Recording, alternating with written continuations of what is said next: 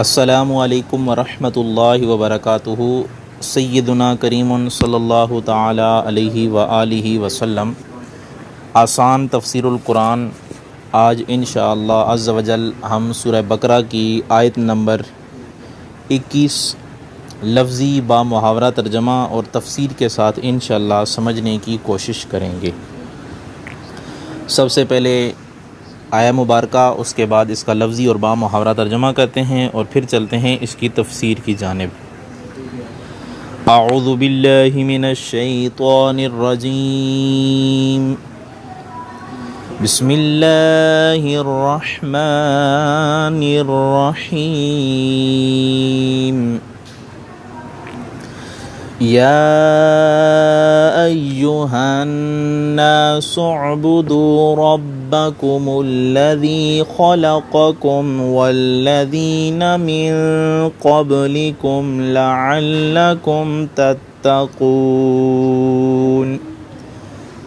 اے لوگو، عبادت کرو اپنے رب کی جس نے پیدا فرمایا تمہیں اور جو تم سے پہلے تھے، تاکہ تم پرہیزگار بن جاؤ۔ اللہ تعالیٰ اس آیہ مبارکہ میں فرماتا ہے، یا ایہا، اے الناسو، لوگو، اعبدو، عبادت کرو، ربکم، اپنے رب کی، الذی، جس نے خلقکم، پیدا فرمایا تمہیں، والذین، اور جو من قبلکم، تم سے پہلے تھے انہیں بھی پیدا فرمایا اس رب نے، لعلکم، تاکہ تم تتقون، پرہیزگار بن جاؤ۔ سورہ بقرہ کی پہلے 20 آیات لفظی اور با محاورہ ترجمے اور تفسیر کے ساتھ ہم پڑھ چکے تھے۔ اب ہم نے آیت نمبر 21 پڑھنے کا شرف حاصل کیا ہے۔ تو یاد رکھیں، اللہ تعالیٰ نے جو مکلفین کے 3 فرقوں کا ذکر کیا تھا، ایک مومنین، دوسرا کفار، اور تیسرا جو تھا وہ منافقین، جو کہ مذبذبین تھا، یعنی جو ڈاواں ڈول تھا، نہ کفار کی طرف تھا نہ مومنین کی طرف تھا، جو درمیان میں تھے، یعنی زبان سے انہوں نے تو کلمہ حق پڑھا لیکن دل سے اس حق کو قبول نہیں کیا، اس وجہ سے ان کو منافقین کہتے ہیں۔ اب پیچھے جو ہم نے 20 آیات پڑھ لی ہیں، تو مومنین کا ذکر الذین یؤمنون سے لے کر کامل مومنین، متقین کی صفات کو ذکر کیا تھا، پھر ان پر مرتب ہونے والے انعامات کا ذکر ہوا، پھر اولئک علی ھدی من ربہم واولئک ھم المفلحون سے کیا۔ یہاں پہ اللہ جو ہے وہ مومنوں کا ذکر تھا، پھر دوسرا فرقہ یعنی کفار، ان الذین کفروا سے ان کا ذکر کیا، پھر ان کی سزا کا ذکر کیا۔ ان کے دلوں اور کانوں پر اللہ تعالیٰ نے مہر لگائی اور ان کی آنکھوں پر پردہ ہے۔ اس کے بعد وَلَهُمْ عَذَابٌ عَظِيمٌ سے ان کے لیے بڑے عذاب کا ذکر کیا۔ پھر تیسرا فرقہ جنہیں منافقین کا نام دیا گیا ہے، وَمِنَ النَّاسِ مَن يَقُولُ سے ان کا ذکر کیا اور ان کی سزا کا ذکر وَلَهُمْ عَذَابٌ عَلِيمٌ سے کیا۔ اس کے بعد تینوں فرقوں کو حرف ندا سے اپنی طرف متوجہ کیا، کیونکہ عبادت میں تکلیف اور مشقت پائی جاتی ہے۔ جب کسی کو خطاب کیا جائے تو وہ خطاب سن کر وہ لذت محسوس کرتا ہے، تاکہ عبادت کی جو تکلیف ہے، عبادت کی جو مشقت ہے، وہ ختم ہو جائے۔ اب یہاں پہ حرف ندا کو اگر دیکھا جائے تو یہ 6 معنی میں استعمال ہوتا ہے، یا اس کے 6 مراتب ہیں۔ علامہ سمرقندی حنفی رحمۃ اللہ تعالی علیہ اس بارے میں لکھتے ہیں کہ آیت میں اللہ تعالیٰ نے لوگوں کو ندا فرمائی اور ندا کے 6 مراتب ہیں۔ نمبر 1، ندا مدح کے لیے ہے، یعنی کسی کی تعریف بیان کرنے کے لیے ہوتی ہے، جیسے یا ایھا النبی، کریم آقا صلی اللہ علیہ وسلم کو پیارے لقب سے پکارا گیا کہ اے غیب کی خبریں دینے والے نبی، ان کو حرف ندا سے پکارا گیا۔ اسی طرح یا ایھا الرسول، اللہ نے اپنے رسول کو، رسول یعنی اپنے نام سے نہیں بلکہ ایک صفاتی نام سے پکارا، تاکہ حضور علیہ الصلوۃ والسلام کو یا حضور علیہ الصلوۃ والسلام کو عزت بخشی۔ تو یہ ندا یہ مدح کے لیے ہے۔ اسی طرح مومنوں کو بھی کبھی پکارا یا ایھا الذین آمنو، اس کے علاوہ جو دوسری ندا ہے وہ ہوتی ہے ضم کے لیے، یعنی کسی کی مذمت کرنے کے لیے، جیسے یا ایھا الذین کفروا، اے کفار، یا اے گروہ کفار، یا اے وہ لوگوں جنہوں نے کفر اختیار کیا۔ اور کبھی آتا ہے یہ حرف ندا تنبیہ کے لیے آتا ہے، یعنی کسی آدمی کو آگاہ کرنے کے لیے کہ تم جن کاموں میں پڑ گئے ہو وہ کام اچھے نہیں ہیں، ان کو چھوڑ دو، تو اس کے لیے آتا ہے یا ایھا الناس۔ اسی طرح یہ حرف ندا کبھی اضافت کے لیے آتا ہے، جیسے یا عبادی، اب ان بندوں کو جو ہے وہ اپنی طرف اللہ تعالیٰ نے مضاف کیا ہے۔ اسی طرح یہ حرف ندا کبھی نسبت کے لیے آتا ہے، جیسے یا بنی آدم، یعنی اے اولاد آدم۔ اب یہ سب اولاد کو جو ہے وہ آدم علیہ السلام کی طرف منسوب کیا گیا۔ یا بنی اسرائیل،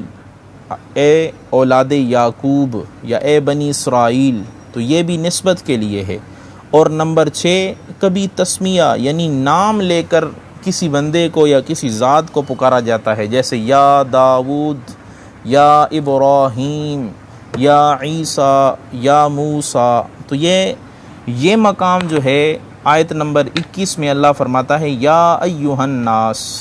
تو یہاں پہ اللہ تعالیٰ نے لوگوں کو جو ہے وہ تنبیہ کے لیے پکارا۔ 3 گروہ تھے، تو اللہ تعالیٰ نے تینوں گروہوں کو تنبیہ کی کہ یا ایھا الناس، اے وہ لوگوں جو ایمان لا چکے، تم اپنے رب کی عبادت کرتے ہو، اعبدوا ربکم، تم اپنے رب کی پہلے بھی عبادت کرتے تھے، اب ایسا نہ ہو کہ مستقبل میں تم ڈاواں ڈول ہو جاؤ اور رب کی عبادت سے غافل ہو جاؤ، اور جو عبادت ہے اس پہ ثابت قدم نہ رہ سکو، تو میں رب ہو کر تمہیں یہ حکم دے رہا ہوں کہ میری عبادت میں استقامت اختیار کرنا۔ دوسرا گروہ کفار کا تھا، ان کو اللہ تعالیٰ نے تنبیہاً یہ ارشاد فرمایا یا ایھا الناس اعبدوا، اے کفار تم پہ بھی رب کی عبادت فرض ہے، لیکن سب سے پہلے کلمہ پڑھو اور اس کے بعد اللہ کی عبادت کرو۔ منافقین کو بھی یہی تنبیہ ہے کہ یا ایھا الناس اعبدوا، اے گروہ منافقین تم بھی سن لو، میرا پیغام صرف مومنوں اور کافروں کو نہیں ہے، اے منافقین تمہیں بھی میرا پیغام ہے کہ تم اپنے اس دوہرے چہرے والے پن سے ہٹ کر خالص اللہ تعالیٰ کی طرف پلٹ آؤ اور اپنی یہ منافقت کو چھوڑ کے اللہ تعالیٰ کی عبادت کرو۔ تو اس ندا سے یہ خبر دی ہے اللہ تعالیٰ نے کہ کسی حکم دینے یا کسی کام سے منع فرمانے کا ارادہ فرماتا ہے، یعنی جب حرف ندا ذکر کی جاتی ہے تو کسی کام سے یا منع کیا جاتا ہے یا پھر کسی کام کا حکم دیا جاتا ہے۔ تو یہاں پہ اللہ تعالیٰ نے ان تینوں گروہوں کو حکم دیا کہ میری عبادت کرو، اور آخر میں اللہ تعالیٰ نے نتیجہ بھی ذکر کر دیا لعلکم تتقون، یعنی اگر تم اللہ کی عبادت کرو گے تو شاید تم پرہیزگار بن جاؤ۔ اب یہاں اس کے بعد یہ جو حرف ندا ہے اس کے بارے میں علماء کے کئی اقوال ملتے ہیں، لیکن یہاں پہ عبد الرزاق بطرالوی صاحب رحمۃ اللہ تعالیٰ علیہ اور قاضی بزاوی رحمۃ اللہ تعالیٰ علیہ کی جو تفسیر کی ہے، مزید شرح کی ہے شیخ زادہ رحمۃ اللہ تعالیٰ علیہ نے، آپ فرماتے ہیں صحیح یہ ہے کہ یہ حرف ندا قریب اور بعید دونوں کے لیے بطور مشترک ایک جیسا استعمال ہوتا ہے۔ اگر بعید کو قریب کے لیے استعمال ہونا تسلیم کیا جائے تو وہی صورت ہوگی جو ہم نے ابھی بیان کی ہے، اور اگر قریب ہو اور استعمال بھی قریب کے لیے ہو تو پھر واضح ہے کہ مخلوق رب سے دور نہیں، اس لیے کہ رب تعالیٰ خود قریب ہے۔ البتہ یہ خیال رہے کہ یہ قرب و بعد مکان کے لحاظ سے نہیں ہے، بلکہ یہ قرب و بعد اللہ تعالیٰ کی رحمت کے لحاظ سے ہے، کیونکہ رب تعالیٰ مکان سے پاک ہے۔ اس قرب و بعد سے مراد اللہ تعالیٰ کی رحمت کا قریب ہونا، یعنی مومنوں کے لیے اللہ تعالیٰ کی رحمت قریب ہے، منافقین اور کفار کے لیے اللہ تعالیٰ کی رحمت بعید یعنی دور ہے۔ تو اسی طرح تمام مخلوق کا اسے علم ہے اور تمام پر اس کی مہربانیاں ہیں، اس لحاظ پر وہ سب کے قریب ہے۔ تو یہاں پہ اس وجہ سے حرف ندا کو لایا گیا ہے۔ اب اس کے بعد ایک اور چیز بھی آپ کے سامنے رکھوں کہ ہر پکار شرک نہیں ہوتی۔ بعض لوگوں کو یہ مثالہ زیادہ لگ جاتا ہے، وہ زیادہ ہی مثالہ لگا دیتے ہیں اور وہ اونٹ پونٹ بولی بولتے ہیں اور دل میں جو آتا ہے وہ کہتے رہتے ہیں۔ مثلا ایک تقریر ہوتی ہے کہ پکارنا صرف اللہ تعالیٰ کو چاہیے، پکار صرف اللہ تعالیٰ کے لائق ہے، اللہ کے علاوہ کسی اور کو پکارنا شرک ہے۔ حالانکہ یہ بات درست نہیں ہے، کیونکہ ہر پکار شرک نہیں ہوتی، صرف وہ پکار شرک ہے جس میں غیر خدا کو مستقل، واجب بالذات اور غیر محتاج مان کر پکارا جائے۔ اگر ہر پکار شرک ہے تو اللہ نے بھی تو اس آیت میں یا ایھا الناس کہہ کر انسانوں کو پکارا ہے، تو یہ شرک کا فتویٰ پھر سب سے پہلے آپ کا ذات باری تعالیٰ کی طرف جانا چاہیے، نہ کہ انسانوں کی طرف۔ تو یہاں پہ پتہ چلا کہ ہر پکار شرک نہیں ہوتی۔ اس کے بعد دوسرا لفظ اس میں ہے یا ایھا الناس، تو یہ خطاب کن لوگوں کو ہے؟ اس سے مراد مومنین ہیں یا کفار ہیں یا سب ہی مراد ہیں؟ بعض حضرات نے کہا ہے کہ یہ خطاب کفار کو ہے، کیونکہ اس آیت کی ابتدا یا ایھا الناس سے ہے، اور جو آیتیں یا ایھا الناس سے شروع ہوتی ہیں وہ مکی ہوتی ہیں، اور ان میں خطاب مشرکین مکہ کو ہوتا ہے، اور جو آیتیں یا ایھا الذین آمنوا سے شروع ہوتی ہیں وہ مدنی ہوتی ہیں، اور ان میں خطاب اہل ایمان کو ہوتا ہے۔ لیکن خیال رہے یہ دونوں قاعدے کلیے نہیں ہیں، بلکہ اکثر یہ ہے، کیونکہ ایک جگہ پہ اللہ نے فرمایا یا ایھا الذین آمنوا قوا انفسکم واہلیکم نارا، اس آیت کی ابتدا یا ایھا الذین آمنوا سے ہے، لیکن آیت مکی ہے، اور اسی طرح یہ آیت یا ایھا الناس اعبدوا بالاتفاق یہ مدنی آیت ہے، جیسا کہ تفسیر عزیزی میں ہے۔ اس لیے زیادہ بہتر یہی ہے کہ یہاں یہ تسلیم کیا جائے کہ یہ خطاب عام ہے، مومنوں، کفار اور منافقین تینوں کو یہ خطاب شامل ہے، جس طرح کہ علامہ قرطبی رحمۃ اللہ تعالی علیہ نے بھی اپنی تفسیر میں اس کو نقل کیا ہے۔ یہ حکم عام ہے، مومنوں کو بھی عبادت کرنے کا حکم دیا گیا، لیکن اس کا مطلب یہ ہے کہ اے مومنوں، اگرچہ تم پہلے ہی عبادت کر رہے ہو لیکن اپنی عبادت پر قائم و دائم رہو، یعنی ہمیشہ کے لیے اپنی عبادت کو جاری رکھو۔ کفار کو بھی خطاب ہے کہ اے کافر تم بھی رب تعالیٰ کی عبادت کو جاری کر لو، اور یہ خطاب منافقین کو بھی اسی طرح ہی ہوگا، کیونکہ وہ بھی کفار ہی ہیں، منافقین کفار کی ایک قسم ہے۔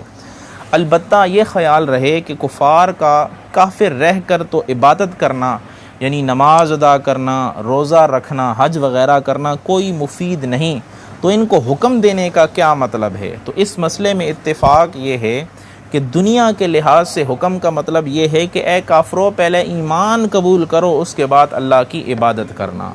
اے منافقو، جس طرح تم ظاہری طور پر ایمان کا اقرار کرتے ہو، اسی طرح باطنی طور پر بھی ایمان لے آؤ پھر عبادت کرو۔ لیکن کافر اگر حالت کفر ہی میں مر گئے، ایمان نہ لائے، تو قیامت میں ان کو ایمان نہ لانے کا اور عبادت پر اعتقاد نہ رکھنے کا عذاب ہوگا۔ یہی مطلب ان آیات کا ہے، جس طرح کہ اللہ نے فرمایا وَوَيْلٌ لِّلْمُشْرِكِينَ الَّذِينَ لَا يُؤْتُونَ الزَّكَاةَ، عذاب ہوگا مشرکین کو جو زکوٰۃ ادا کرنے کا عقیدہ نہیں رکھتے۔ اور اسی طرح ایک جگہ پہ فرمایا مَا سَلَكَكُمْ فِي سَقَرَ قَالُوا لَمْ نَكُ مِنَ الْمُصَلِّينَ وَلَمْ نَكُ نُطْعِمُ الْمِسْكِينَ، جب کافروں سے پوچھا جائے گا تمہیں جہنم میں کس چیز نے داخل کیا، تو وہ کہیں گے کہ ہم نماز کی فرضیت کا عقیدہ نہیں رکھتے تھے، اور مسکینوں کو کھانا کھلانے یعنی زکوٰۃ دینے کا عقیدہ نہیں رکھتے تھے۔ اور یہی قول معتبر ہے جو بیان کر دیا گیا ہے کہ آخرت میں ان کو عذاب ایمان نہ لانے اور عبادت پر عقیدہ نہ رکھنے کی وجہ سے ہوگا۔ تاہم بعض حضرات کا یہ بھی خیال ہے کہ بات صرف عقیدہ نہ رکھنے کی نہیں، بلکہ کفار کو عذاب ایمان نہ لانے کی وجہ سے جس طرح ہوگا، اسی طرح عبادت کے ادا نہ کرنے کی وجہ سے بھی انہیں عذاب ہوگا۔ اب اگلے حصے میں اللہ تعالیٰ نے فرمایا ربکم یا ایھا الناس اعبدوا ربکم۔ اب ربکم، اے لوگو عبادت کرو اپنے رب کی۔ یہاں سے یہ واضح کیا گیا ہے کہ اگر عبادت میں تمہیں مشکل درپیش ہو تو اس کے قریبی اور واضح سبب کو سامنے رکھنا کہ اس ذات کی تم عبادت کر رہے ہو جو تمہارے رب ہے، جو تمہارا مالک ہے، جو تمہارا پالنے والا ہے۔ ہر طرح کی تمہاری تربیت اسی کے قبضہ قدرت میں ہے، لیکن یہ حکم عوام کے لیے ہے، خواص تو بغیر واسطے کے ہی عبادت کرتے ہیں، وہ تو صرف اس کی ذات کبریائی کو دیکھتے ہی اللہ تعالیٰ کے آگے سر جو ہے وہ جھکا لیتے ہیں۔ آگے اس آیت کے اگلے الفاظ دیکھے جائیں تو اس میں ہے الذی خلقکم، خلق کا لغوی معنی ہے صحیح مستقیم، یا ایک اس کا معنی یہ ہے کہ خلق کا استعمال ان معنی میں ہے کہ عدم سے وجود میں لانا اور بغیر نمونے کے کسی چیز کو ایجاد کر لینا۔ تو اللہ تعالیٰ نے انسان کو عدم سے وجود بخشا، تو اس سے پہلے انسان کا کوئی نمونہ یا کوئی قالب یا کوئی ڈھانچہ نہیں تھا، لیکن اللہ تعالیٰ نے اس کو اپنی شان سے جو ہے وہ پیدا فرمایا۔ اب یہاں پہ ایک تنبیہ بھی یاد رہے، کسی چیز کو عدم سے وجود میں لانا اللہ تعالیٰ کا خاصہ ہے، کسی انسان کو اس معنی کے لحاظ سے خلق حاصل نہیں، البتہ مخلوق کے لیے جھوٹ بہتان گڑنے کے معنی میں استعمال ہوتا ہے، جیسا کہ وَتَخْلُقُونَ إِفْكًا والی آیت میں یہ واضح ہے۔ اس کے علاوہ اگلی الفاظ کی طرف اگر غور کیا جائے تو اللہ فرماتا ہے وَالَّذِينَ مِن قَبْلِكُمْ، اللہ تعالیٰ نے اپنی قدرت سنت کا ذکر فرمایا کہ تمہیں یہ معلوم ہے کہ خالق تو صرف میں ہی ہوں، تو تمہیں چاہیے کہ تم اس کی عبادت کرو جس نے تمہیں پیدا کیا ہے، یعنی تم کچھ نہ تھے، تمہیں مارد وجود میں لایا، تمہارے آباء و اجداد کو بھی میں نے ہی پیدا کیا ہے۔ اور خیال رہے کفار بھی اللہ تعالیٰ کے خالق ہونے کو مانتے تھے، کیونکہ اللہ تعالیٰ نے قرآن کریم میں ارشاد فرمایا وَلَئِن سَأَلْتَهُم مَّنْ خَلَقَ السَّمَاوَاتِ وَالْأَرْضَ لَيَقُولُنَّ اللَّهُ، اگر آپ ان سے سوال کریں کہ زمین و آسمان کا خالق کون ہے، زمین و آسمان کی تخلیق کرنے والا کون ہے، تو ضرور بالضرور کہیں گے اللہ ہے۔ تو مقصد واضح ہوا کہ جب تم رب تعالیٰ کو خالق بھی مانتے ہو، یہ بھی تسلیم کرتے ہو کہ تمہارے آباء و اجداد کا خالق بھی وہی ہے، گویا کہ تم اس کے احسان کو بھی مانتے ہو، اس کی قدرت کو بھی مانتے ہو، تو تمہیں خود ہی سمجھ آنا چاہیے کہ اس کا کوئی شریک نہیں ہے، اس کے بغیر کوئی عبادت کے لائق نہیں ہے، اسی لیے اسی ذات کی عبادت کرو۔ پھر یہ بھی خیال کرو کہ تم اگر رب تعالیٰ کی عبادت کرو گے تو اس میں رب تعالیٰ کا کوئی فائدہ نہیں ہے، بلکہ اس میں تمہارا ہی فائدہ ہے، کیونکہ تمہیں ہی پرہیزگاری حاصل ہونی ہے، کیونکہ اللہ تعالیٰ نے اگلے الفاظ میں فرمایا لعلکم تتقون، بظاہر اس میں وہم یہ ہوتا ہے کہ لعل ترجی کے لیے آتا ہے، یعنی اس میں طمع اور امید کیسے، جب کہ یہ رب تعالیٰ کا کلام ہے تو اس کا ظاہری طور پر معنی یہ سمجھ میں آتا ہے کہ شاید تم پرہیزگار بن جاؤ۔ تو اس میں اللہ تعالیٰ کی طرف شک کی نسبت کیسے؟ تو اس کا جواب یہ ہے کہ لعل کا استعمال تین طرح ہے، لعل ترجی اور توقع کے معنی میں استعمال ہوتا ہے، لیکن اس توقع کی نسبت بندوں کی طرف ہے، رب تعالیٰ کی طرف نہیں، گویا یوں کہا گیا افعلوا ذلک علی الرجاء منکم، یعنی تم عبادت کرو اس میں امید رکھ کر کہ تمہیں پرہیزگاری حاصل ہو جائے گی۔ اور اعلیٰ حضرت رحمۃ اللہ تعالیٰ علیہ نے اسی تحت جو ہے وہ اپنا ترجمہ کیا ہے کہ یہ امید کرتے ہوئے تمہیں پرہیزگاری ملے۔ اس طرح یہ عربی میں جو ہے وہ کئی کے معنی میں آتا ہے، یعنی کئی حضرات نے یا عربی حضرات نے اللہ کو شک کے معنی کے بغیر لام کے معنی میں بھی استعمال کرتے ہیں، جس کا معنی یہ ہوتا ہے تاکہ تم پرہیزگار بن جاؤ۔ اور علامہ عبدالرزاق بطرالیوی صاحب نجوم الفرقان میں اس کا ترجمہ یہی کرتے ہیں۔ اور کبھی لعل کسی چیز کے در پہ ہونے کے معنی میں آتا ہے، یعنی یہ کام کرو فلاں چیز کے در پہ ہونے کے لیے، اس توجیہ کے لحاظ سے معنی یہ ہوگا کہ اللہ تعالیٰ کا حکم مانتے ہو، اس کی عبادت کرو اس چیز کو حاصل کرنے کے لیے کہ وہ تمہیں آگ سے بچا لے اور تم پرہیزگار بن جاؤ۔ اب اس سے یہ ہمیں پتہ چلتا ہے یا فائدہ جلیلہ یہ ہمیں حاصل ہوتا ہے، جب ایمان والے عبادت گزار حضرات کو حکم ہوگا کہ عبادت کرو تو اس کی تفسیر اس طرح بھی درست ہے کہ کہا جائے گا تم اور زیادہ عبادت کرو، کیونکہ عبادت پر زیادتی بھی عبادت ہی ہے۔ اور اس سے بعض سے لغویات کا حل بھی مل گیا، یہاں نوافل درست نہیں، یہاں دعا درست نہیں، یہ ثابت نہیں، وہ ثابت نہیں، اس طرح کی باتیں جو ہے یہ ساری کی ساری لغو ہیں، بلکہ عبادت ہی عبادت ہے۔ اور عبادت سے روکنا منافقوں کا طریقہ ہے، منافقوں کا کام ہے۔ تو جو آدمی کوئی نوافل پڑھے، کوئی فرائض پڑھے یا جس طرح کی بھی عبادت کرے، اس کو روکنا نہیں چاہیے، بلکہ اس کو کہنا چاہیے کہ اللہ تعالیٰ کی ڈٹ کے جس طرح عبادت کر رہے ہو اسی طرح اس کی عبادت کرتے رہو۔ اب یہاں پہ ایک اور چیز بھی آپ کے سامنے بیان کر دوں کہ اس آیت میں یا ایھا الناس کا خطاب تمام نسل انسانی کو گھیرے ہوئے ہے، یعنی اس میں تمام نسل انسانی شامل ہے، جو انسان ہے اس خطاب کے تحت وہ داخل ہے۔ تو قیامت تک آنے والے تمام انسان اس میں شامل ہیں۔ معلوم ہوا حضور علیہ الصلاۃ والسلام کی نبوت اور رسالت ساری نسل انسانی کے لیے ہے، کیونکہ